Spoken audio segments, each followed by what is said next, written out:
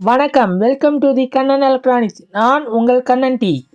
நம்ம இப்போ இந்த வீடியோவில் எதை பற்றி பார்க்கணுன்னா, இந்த சிஆர்டி டிவி பார்த்தீங்கன்னா ஸ்டாண்ட் பை ரிலீஸ் ஆக மாட்டேங்குது. பவர் சப்ளைலாம் ஓகே, பட் ஆனால் ஸ்டாண்ட் பை வந்து ரிலீஸ் ஆக மாட்டேங்குது. இதை எப்படி சரி பண்ணுறதுன்னு பார்க்கலாம். இந்த வீடியோ பார்த்தீங்கன்னா காமனாக எல்லா சிஆர்டி டிவிக்கும் பொருந்தும். இப்போ வோல்டேஜ் செக் பண்ணிக்கலாம். பவர் ஆன் பண்ணிட்டேன். 110 வோல்ட்டு ஃபஸ்ட்டு செக் பண்ணலாம். பார்த்தீங்கன்னா 68 வோல்ட்டு இருக்குது. ஸ்டாண்ட் பையில் இது இவ்வளோ தான் இருக்கும். அடுத்து பார்த்தீங்கன்னா 24 வோல்ட்டு, இந்த இடத்துலையும் சரியாக தான் இருக்குது. அடுத்து பார்த்தீங்கன்னா 8 வோல்ட்டு, இந்த இடத்துல இது ஸ்டாண்ட் பையில் இருக்கிறப்ப இப்படி தான் காட்டும். ஸ்டாண்ட் பை ரிலீஸ் பண்ணிவிட்டு வோல்டேஜ் செக் பண்ணி பார்க்கலாம். இந்த பாயிண்டில் பார்த்தீங்கன்னா ஒரு 18 வோல்ட்டு வந்துட்டு பார்த்தீங்கன்னா கொஞ்சம் கொஞ்சமாக டிக்ரீஸ் ஆகிட்டே இருக்குது. அதே 110 வோல்ட் இருக்கிற இடத்துல செக் பண்ணுறப்ப அது அப்படி தான் பார்த்தீங்கன்னா ஒரு 100 வோல்ட்லேருந்து கொஞ்சம் கொஞ்சமாக குறைஞ்சிக்கிட்டே வருது. இந்த ஃபால்ட்டை எப்படி சரி பண்ணுறதுன்னு பார்க்கலாம். பார்த்தீங்கன்னா கெப்பாசிட்டர் ஃபால்ட் இருக்கலாம், இல்லைனா டயோடு ஃபால்ட் இருக்கலாம். பின்னாடி திருப்பி பார்ப்போம். திருப்பி பார்க்கும்போது பார்த்தீங்கன்னா இந்த கெப்பாசிட்டர் லைட்டாக உப்புன மாதிரி இருக்குது.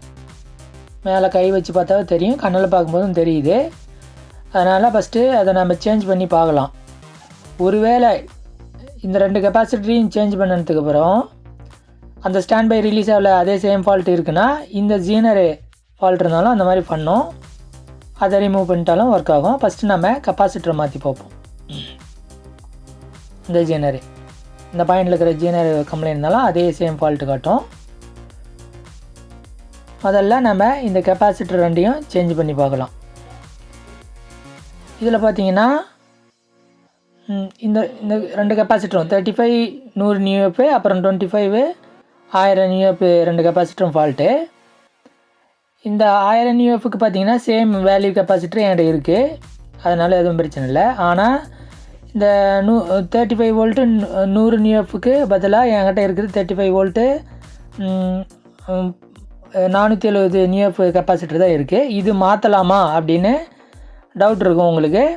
அது கண்டிப்பாக மாற்றலாம், அது எந்த ஒரு பிரச்சனையும் இல்லை. ஏன்னா நம்ம யூஸ் பண்ணுறது பார்த்திங்கன்னா வோல்டேஜ் இருக்கிற இடத்துல தான் ஃபில்ட்ரு பண்ணுறோம். அதாவது பவர் சப்ளைக்கு தான் நம்ம யூஸ் பண்ணுறோம்.